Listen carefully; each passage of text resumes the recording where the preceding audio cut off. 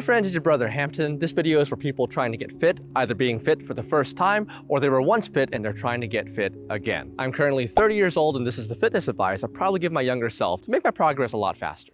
One of the most common questions I get is whether people should bulk first or lose weight. And the answer really depends on what you want to do. It can work either way. However, a lot of people asking this question are often younger, sometimes in their teens. So I usually lean towards saying they should bulk first because I want them to get the nutrients and the food they need in order to grow during this important time in their lives. This might be different if you're working with a good personal trainer, but a lot of people getting started are self-directed, and it's usually easier, in my experience, for people to bulk first because if you're getting all the food and nutrients you need, it can make progress a lot easier. Now that said, some people still want to lose weight first, especially for appearance reasons, and if that's what you want, you can try it out. There's no real reason you can't lose weight first and then gain muscle, or vice versa. It's really just up to your preference. However, I want to specify that when I say bulk, I mean gain muscle and really get stronger while gaining muscle. So if you're watching this and you feel like I don't want to bulk because it sounds big and I feel like I'm already too big and I want to lose weight, keep in mind that gaining muscle is handy. It's rarely ever a bad thing. And putting on muscle and getting stronger will help your other fitness goals, so just something to keep in mind.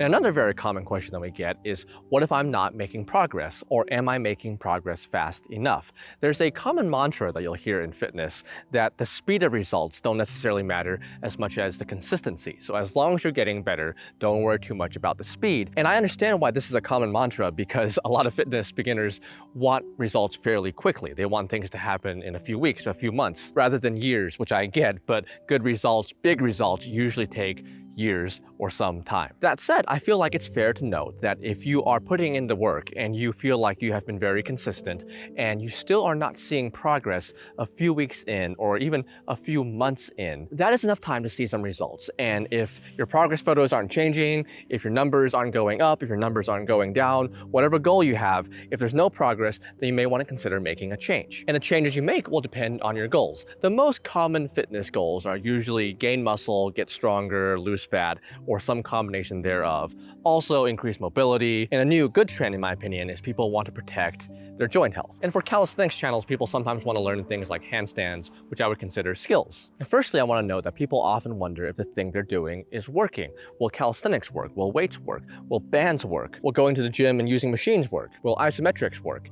And all of those things will work if you do them consistently. Pretty much anything with progressive overload will work in the sense of resistance training. I don't say that to confuse you, but really to try to reassure you that your modality, whether it's barbells, calisthenics, or dumbbells, is probably okay. Kettlebells too. And by being consistent, I don't mean necessarily working out every day, but multiple times a week. Building a good routine and sticking to it will really help drive your long-term progress. However, you also have to stay progressive. And in this context, I mean that your workout will get harder as you get fitter, stronger, and more able. An easy way that we often see this is the weight that you're able to lift will get heavier over time. And I bring it up here because if you've stuck to the same routine very consistently for a long time and haven't changed the weight that you're lifting, the speed you're lifting it, the repetitions, the sets, then you may have already adapted to that routine and you need to change something in order to spur new growth. That said, I review a lot of beginner custom workout plans that they've made themselves, and a lot of people have way too many exercises per muscle group. I think the idea is they get different ideas, some from me, some from another YouTube channel, some from Reddit,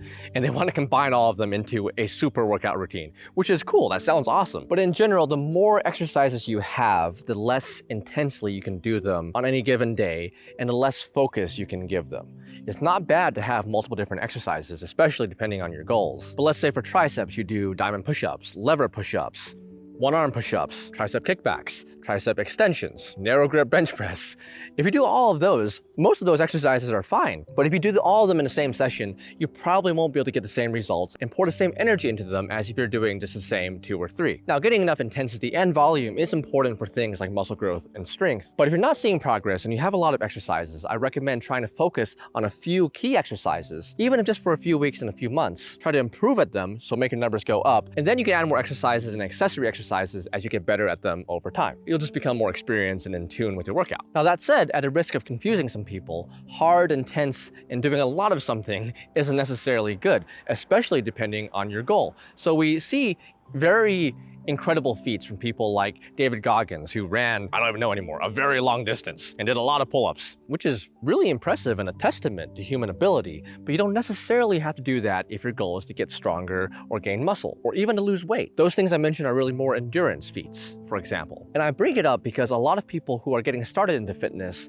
the fitness knowledge they have, the fitness knowledge we have when we're starting out is from popular media, even if we don't completely realize it. Movies, books, TV shows, when they mention fitness or training in them, they usually show the character working really hard. And working hard is important for growth, but these are sometimes exaggerated a bit for the sake of the story. Just because something hurts, just because something is hard, just because something is intense, doesn't mean that it'll make you better or stronger. We see this with some younger people who say, well, my friend did 20 push-ups, so I'm going to do 30, and then I'll do 50, then the next day I'll do 500. And that's cool, but just make sure that your training matches your goals, which takes some time to understand. And if all of that sounds really confusing and you're thinking, Hampton, you said that you weren't trying to overwhelm me and confuse me, and yet you've overwhelmed me and confused me. And I'm sorry, that isn't my intention, but I'm just trying to be thorough.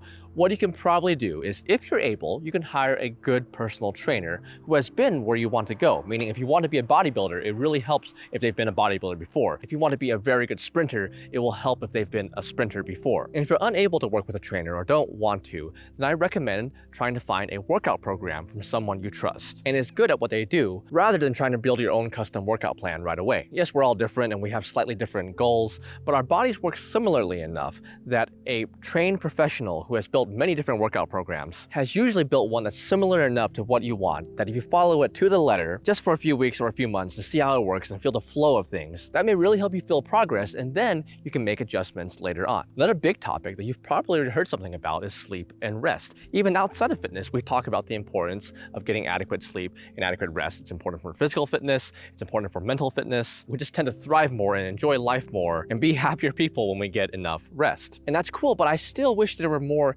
actionable tips circulating around sleep. It took me a while when I was a teen and everyone said sleep was important. I said, that's cool, I'm gonna try to sleep. It took me a while to understand that it wasn't just about disciplining myself into sleep. Like, it's 11 p.m., I'm gonna go to bed, close my eyes, and 2 or 3 hours later, I'd think, why am I still awake? And I used to think there was some kind of mental pattern exercise to force myself to sleep during that time. That's what works for some people, but just didn't always work for me. The very broad tip I can give you that took me a while to learn, but has really helped, is that getting adequate sleep isn't just about the moment you decide to go to sleep. It really revolves around setting up your day around that. The things you do earlier that day, when you wake up, when you went outside, how much physical activity you got, how stressed you were. All of that can affect how long and how well you sleep. A major lever for people is to not necessarily reduce the amount of caffeine they drink, though that can help, but to monitor when you're drinking it. If you're drinking energy drinks, soda, coffee, and it's after 3 p.m., 4 p.m., 5 p.m., it's likely it will affect your sleep in some way, even if you feel like it doesn't. I'm not saying that you can't still fall asleep and you haven't fallen asleep in the past. I'm saying it probably is still in your system at that point. So by definition, should be still affecting you somewhat, even if you built a resistance to that. Giving yourself several hours to wind down a little bit before you sleep can really help. I know that when I have to work late, and let's say that I'm writing this new section for my book and I'm up until 2 a.m. or 3 a.m. I usually can't fall asleep right after that. So when possible, I know it's hard, I try to do my focused, intense work earlier on in the day. Then at night, I try to eat, rest, read, talk with family, talk with friends, and better give myself an environment to want to fall asleep. And another big point of discussion if you're trying to make progress is what we eat, how much we eat, and how we eat it to a degree. I understand some people watching this don't necessarily want to talk about food, so please feel free to skip this section if you want. But I do want to talk about what we eat because it can seriously impact our goals and how we're reaching them. If your goal is to build muscle and get stronger, not even necessarily bodybuilding, but you just want to get more muscular overall, how much protein you're eating and how much food you're eating makes a big impact. If you don't eat enough, then you will not grow. It really took me probably more time than it should have to really understand this, because I never really had that many appearance-based goals. I just wanted to get stronger. I knew how to eat enough protein and enough food, but I was really someone who just wanted to practice movements and exercise. If you're not making progress in the sense that you're not gaining muscle and you're not getting stronger, take a serious look. Consider taking a serious look at what you eat and how much you eat. I try to eat a fairly balanced diet, so I get plenty of proteins, carbs, and fats, micronutrients, and I try to drink enough water. I intentionally put on about 20 pounds this year. You'll see that I look skinnier in March and April this year. In the past couple of months, I put on some muscle, and I see some comments about that. Just to give some clarity around this, my exercise program was pretty much the same throughout all of that, but I just decided to eat more. If you want to know, I just ate an extra burrito bowl a day. Not even every day, but just several times a week. And that boost was what made the difference. I still slept the same. I still exercised almost the same. It was just extra food. So yeah, it makes a difference. And if you're trying to lose weight, a common thing I see is people usually want to make up for lost time and they want to lose weight very quickly. It's something that I get a lot. What's the fastest way to lose weight? I want to lose 50 pounds by Christmas. What's the best way to do that? I don't even know what the fastest way to lose weight is. Probably amputation, but doesn't mean it's good for us. Don't do that. For long-term fitness and health, I recommend a gradual weight loss. So if you're trying to do caloric deficit, a gradual caloric deficit. How much depends on the person, but a 300 to 500 deficit is commonly used. Again, I know some people don't want to talk about food, and I respect that. But I also don't want to give the impression that doing push-ups and pull-ups alone is enough to make you drop tens of pounds. It usually isn't. However, low-hanging fruit for a lot of people is usually sugary drinks like soda and sugary snacks like candy. Again, we want to make sure we're getting enough nutrients to sustain and support our fitness progress and our health. If you're looking for an easy way to reduce calories and minimize negative impact to your health, most people can probably reduce the amount of soda they take, for example, without too much negative side effect. Some people have told me they've lost weight mostly just from reducing soda and going for walks every day, which is very believable. And I also want to mention that supplements like protein powder and creatine can be helpful for some fitness goals, but are not necessary, especially to get started. Protein powder is helpful once you start tracking your macros and you want to meet a certain amount, and especially after you get pretty muscular, but don't feel like you can't make progress without supplements because you almost certainly can. Like I mentioned before, I recommend taking advice from people that have been where you want to go. It doesn't have to be the same person. So let's say you want to sprint, you want to gain muscle, and you want to be mentally healthy. That could be different people that you follow for that.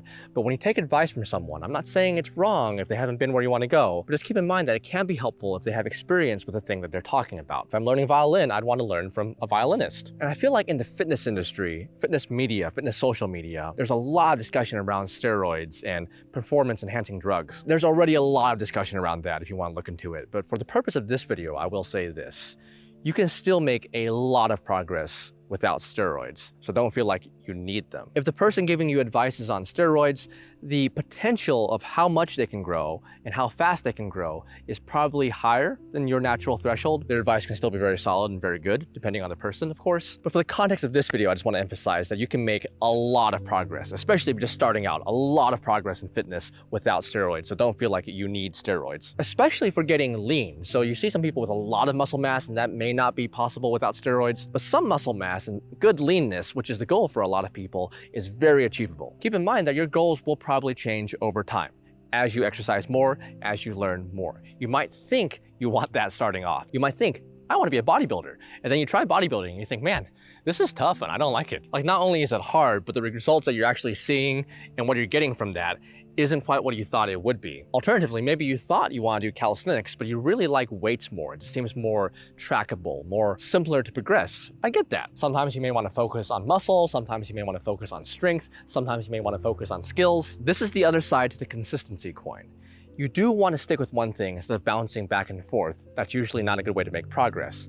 But after you have stuck with something for a while and you feel your goals changing and you're feeling a little bit bored with it, and it's been several months, it's usually okay to tweak your goals. Almost everyone has different goals, and the oscillation between different goals, let's say gaining muscle and gaining strength, can actually help maintain our long-term progress. That's why there's discussions around things like periodization and intensification and accommodation. Be consistent, but it's okay to make a change sometime. That's the advice I have for now. Thank you so much for watching. If you want a free fitness routine, we have one on the website, a book version if you want a book, and a beta app version if you like fitness apps. Thank you so much for watching. I hope this could help. Have a beautiful day, my friend.